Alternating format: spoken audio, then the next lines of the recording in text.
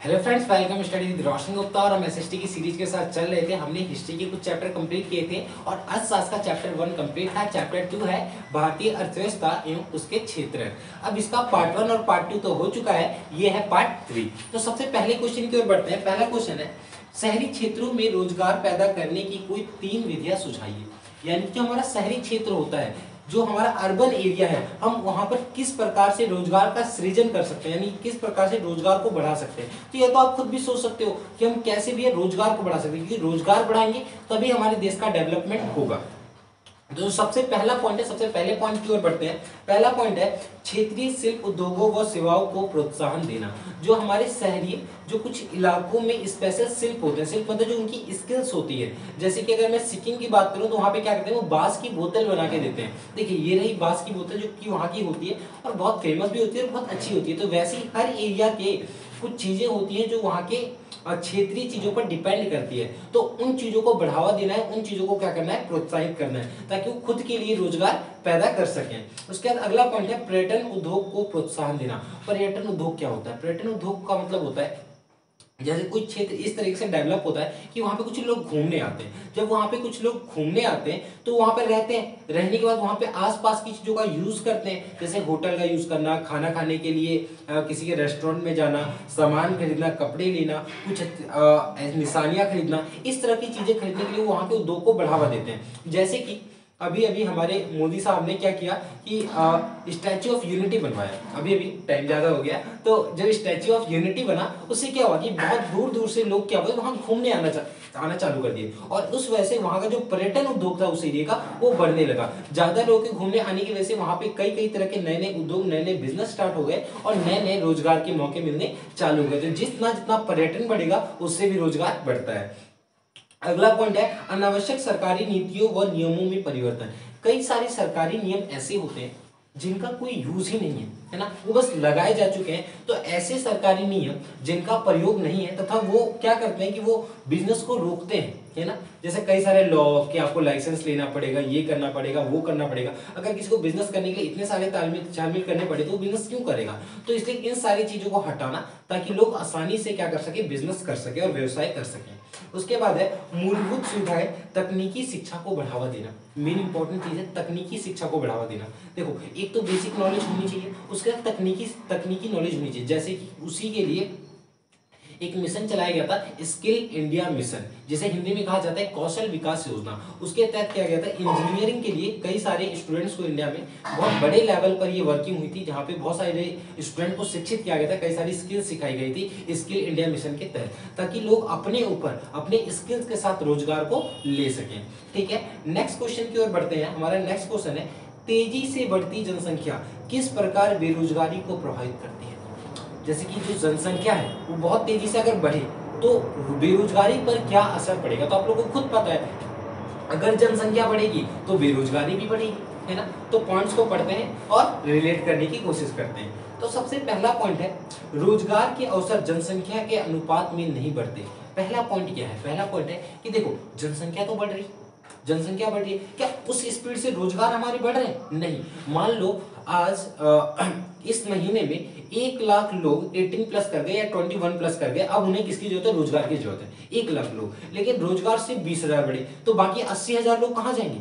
बाकी 80,000 लोग तो बेरोजगार हो गए। तो वही कह रहे कि रोजगार तो बढ़ रहा है, रोजगार भी बढ़ रहा है, जनसंख्या भी बढ़ रही है, लेकिन जिस लेवल से, जिस स्पीड से जनसंख्या बढ़ रही है उस स्पीड से हमारा रोजगार नहीं बढ़ रहा है। सेकेंड पॉइंट, कृषि व शहरी क्षेत्रों में प्रच्छन्न बेरोजगारी बढ़ जाती है।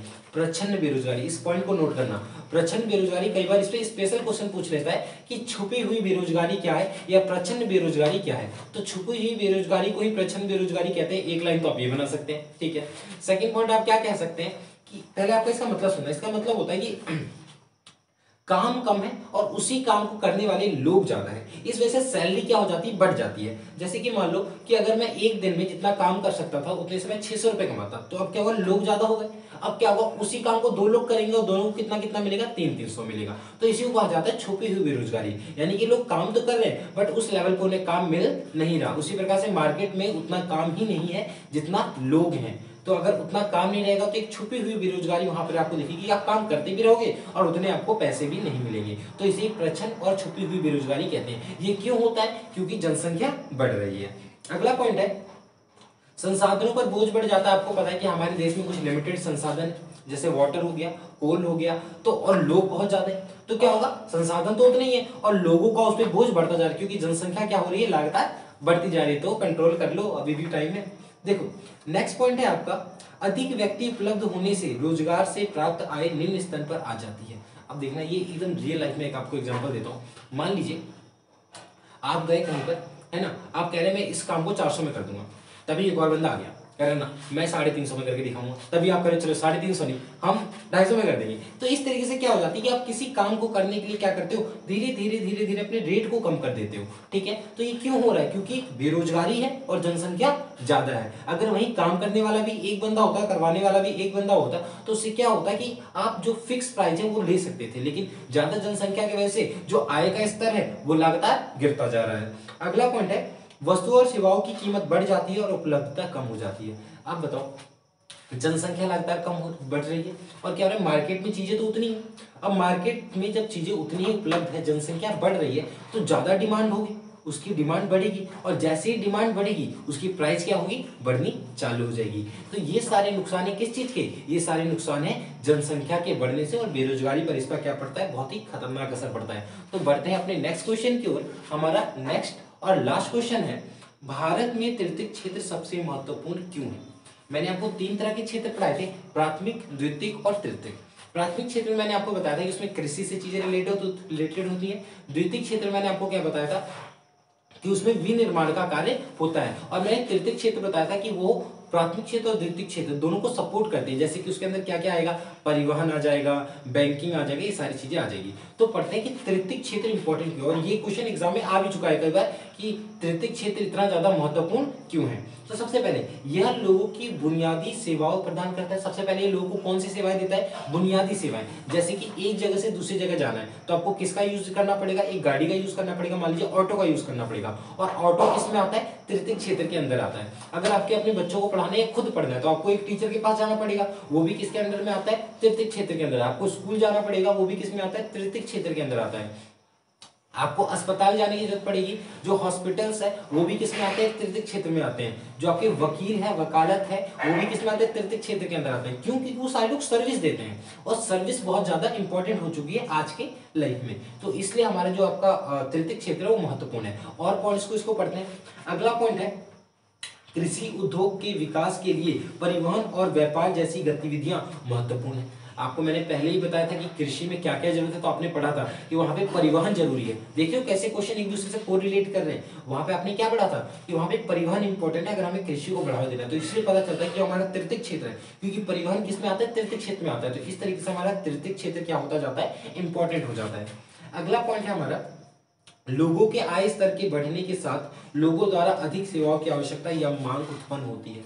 जैसे जैसे लोगों की आय बढ़ती है, इनकम बढ़ती है, लोगों को और ज्यादा सर्विस की जरूरत होती है ना। पहले क्या होता है कि अगर आय नहीं है, इनकम नहीं है, तो आप कुछ सर्विस कम भी ले लेते हो, कुछ चीजें कम ही यूज करते हो, लेकिन आप मान जाते हो। लेकिन जैसे जैसे आपकी इनकम बढ़ेगी, आपको क्या होगी, आपको ज्यादा सर्विस की जरूरत पड़ेगी, और इसलिए हमारा तृतीयक क्षेत्र क्या हो जाता है, इंपॉर्टेंट हो जाता है। अगला पॉइंट है सूचना और संचार पर आधारित नई सेवाएं आवश्यक हो गई है। सूचना और संचार का माध्यम क्या है, जैसे टेक्नोलॉजी, जिससे मैं आप तक अभी पहुंच रहा हूँ, क्या इस फोन के माध्यम से, है ना, इस फोन और यूट्यूब के माध्यम से मैं आप तक पहुंच रहा हूँ, तो ये क्या है, एक संचार का एक माध्यम है ना, और इसकी वजह से मैं क्या कर रहा हूँ, आपको सर्विस दे पा रहा हूँ। तो जितनी ज्यादा टेक्नोलॉजी बढ़ रही है, तृतीयक क्षेत्र उतना ही तेजी से ग्रोथ करता जा रहा है।